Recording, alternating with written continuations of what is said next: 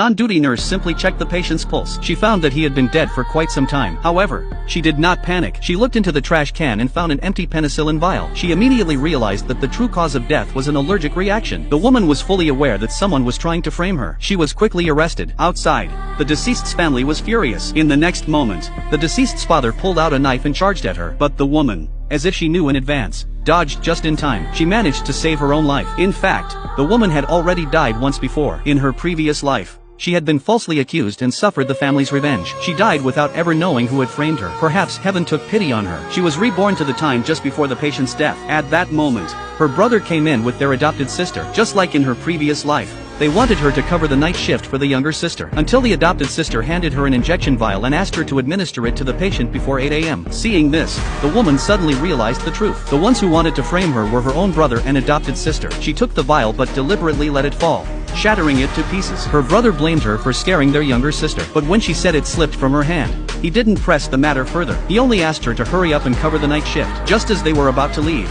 the woman called them back immediately. She then firmly refused to help. "I have an emergency surgery later." She left without looking back, no longer obedient like in her previous life. After leaving, she went to the patient's room, still filled with doubt. She found that the patient had already died in the middle of the night, and in the trash can, she found the empty penicillin vial. Thinking that the patient was severely allergic to penicillin, she realized why her foster sister was in such a hurry to change shifts. She was trying to frame herself for medical malpractice. Since her brother and adopted sister had conspired against her, she would not sit idly by. "Hello, is this a law firm? I have a case for you. Money is not an issue." The next day, the family learned that the cause of their son's death was unclear. They also discovered the empty penicillin vial. Furious, they immediately announced they would file a lawsuit. To protect themselves, the nurses revealed that it was the adopted sister who was on duty that night.